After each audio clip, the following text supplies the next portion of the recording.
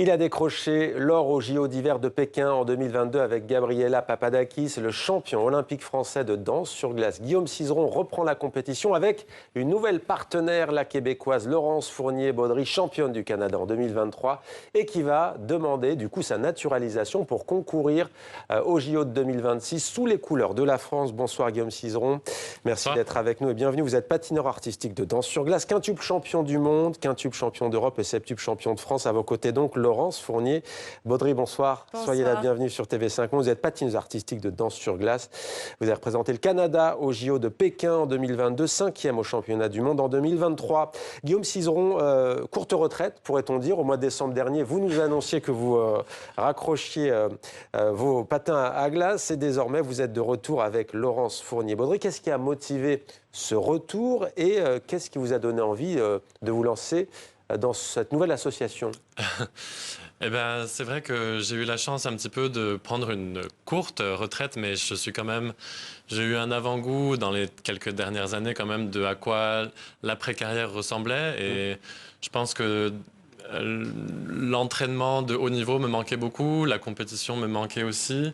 Je pense que peut-être un challenge plus fort me manquait. Ouais. Et il est tout trouvé, ce challenge, avec vous, Laurence Fournier-Baudry. Qu'est-ce qui vous a donné envie de former ce duo, ce couple, à moins d'un an, on le précise, des JO qui auront lieu en Italie? Quand Guillaume me fait la suggestion lors d'un dîner, c'est certain que ça m'a paru une très heureuse surprise.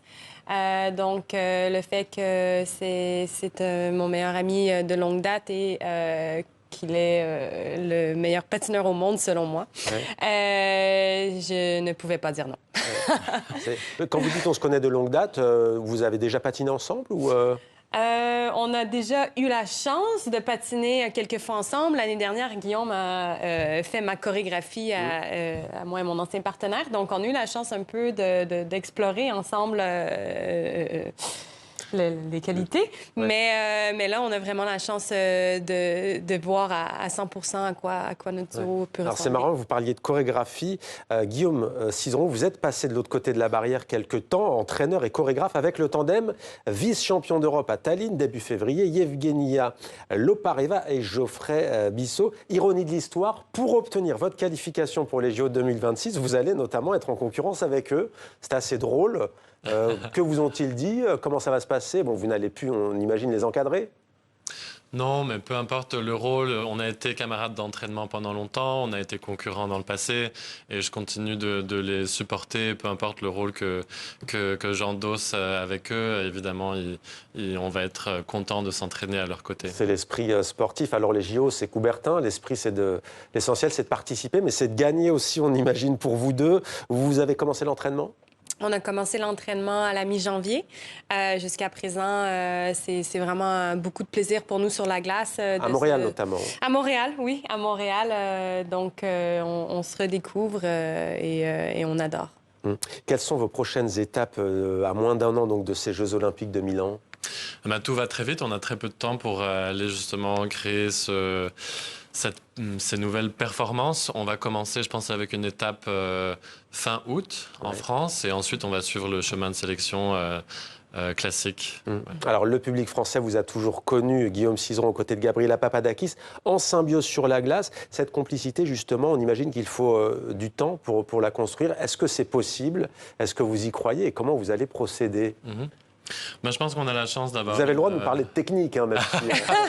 On va essayer de ne pas trop rentrer dans des termes techniques, mais je pense qu'on a au niveau auquel on est arrivé, je pense qu'on est capable de s'adapter très rapidement. En tout cas, moi, j'ai beaucoup de facilité à patiner avec Laurence. Elle me facilite beaucoup la tâche. Mais racontez-nous comment vous commencez à travailler. Est-ce que vous dites, on va essayer, il y a l'aspect physique, il y a l'aspect technique, il y a l'aspect aussi de raconter une histoire quand même sur la glace. Est-ce que vous avez déjà des idées? Est-ce que... Oui, je crois que, étant donné que notre histoire à la base commence par notre amitié et la vision artistique qu'on a toujours échangée ensemble, même si on n'était pas en partenariat, ça fait en sorte que je crois que l'histoire va se créer. On la connaît pas encore à 100%, mais on a une bonne vision de où est-ce qu'on veut se diriger. Vous avez déjà des sensations positives. Ouais. Je vous pose aussi la question parce que vous avez toujours voulu, vous, Guillaume Cizeron, dépoussiérer les codes du patinage artistique avec votre ex-partenaire sportif. Est-ce que vous allez garder cette même ligne directrice, cette ambition en tout cas? Je pense que ça fait partie de qui je suis. Je pense que c'est plus une curiosité pour... c'est plus une curiosité, des envies, c'est l'instinct qui me conduit dans des endroits qui sortent un peu des chemins battus. Donc je pense que ça va continuer, oui. Alors le patinage artistique est présent depuis les Jeux Olympiques de Londres en 1908, mais la danse sur glace, c'est finalement assez récent à l'échelle de l'histoire. Ce n'est que depuis 1976. La danse sur glace s'est ensuite beaucoup imposée grâce à la télévision, en tout cas en France. Qu'en est-il au Canada et au Québec? On sait que le hockey est un sport national au Canada. Qu'en est-il de votre discipline? Au Canada, le patinage et la danse sur glace, c'est très, très, très, très, très regardé, étant donné que on est dans un climat qui amène beaucoup de froid. Donc, on a des patinoires sous tout le coin des rues, dans les parcs. Je pourrais dire que c'est un sport, un autre sport national que le hockey. Ouais, un sport, en tout cas, au niveau de la Fédération internationale, qui a l'air beaucoup plus ouvert que d'autres sports, parce que vous n'auriez peut-être pas pu vivre cette aventure s'il n'y avait pas ces règles-là. Vous allez pouvoir concourir sous drapeau français. Pour cela, il vous faut la naturalisation. Où en êtes-vous dans vos démarches? Le processus est en cours et puis on va voir où est-ce que ça va nous amener. Ouais. Mais qu'est-ce qu'il vous faut? Il faut obtenir le passeport français, concrètement? Pour faire les Jeux olympiques, ça me prend le passeport français, oui. Ouais. Qu'est-ce qu'il y a de beau, selon vous, dans cette aventure? Pour nous, à TV5 Monde, forcément, c'est le trait d'union de la francophonie transatlantique. Qu'est-ce qui est beau dans cette aventure, selon vous? Est-ce que c'est aussi sportivement l'idée d'aller chercher un exploit pour marquer l'histoire? C'est arrivé à seulement 2 reprises dans l'histoire de devenir 2 fois champion olympique avec un partenaire différent. Vous l'avez déjà été, on l'a dit. Ce serait vraiment un exploit retentissant? Je pense que oui. Je pense qu'il y a plein de choses qui nous attraient dans ce défi-là. Évidemment, c'est un grand challenge sportif d'être champion olympique, mais en plus d'être champion olympique avec une nouvelle partenaire dans un temps qui est très, très restreint. Je pense que ça met la lumière sur aussi la beauté des liens humains qui se créent à travers le sport et des liens aussi... je dirais entre la France et le Québec, par exemple, ou même d'autres pays. Il y a beaucoup de couples en danse sur glace qui sont créés comme ça, qui sont un peu hybrides, créés de différentes nationalités. Donc ça crée vraiment des ponts et des connexions intéressantes. Des ponts, des connexions sur la glace. Laurence Fournier-Baudry, votre duo est-il amené à se poursuivre? Je vous poserai la question après. Au-delà, parce que 2026, ce sera en France, dans les Alpes françaises, en 2030, bien sûr, après 2026. Vous l'avez en tête déjà ou vous dites chaque chose en son temps? On en a discuté, on ne le cachera pas. Je crois que là, c'est ça, on vit un petit peu un sprint pour les Jeux qui s'en viennent, mais ça mijote à l'intérieur de nos cœurs. Vous concernant, 2030?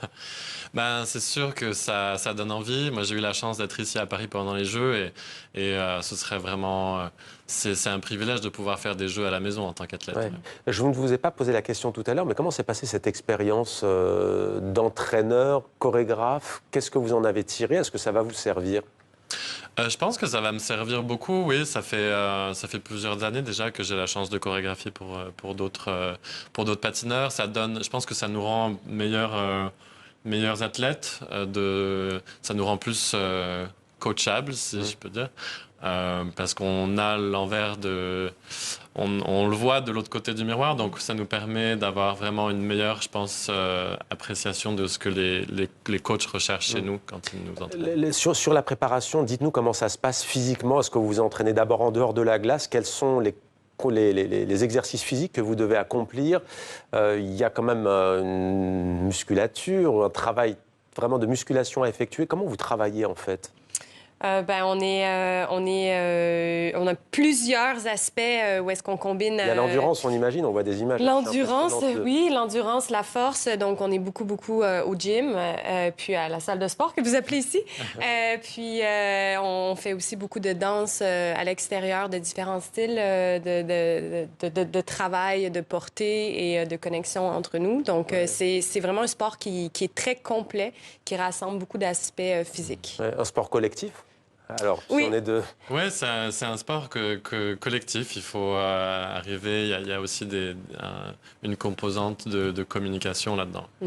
Qu'est-ce qui vous a donné envie de faire ce sport, vous? Moi, j'ai commencé très jeune. Ma grande sœur faisait du patinage.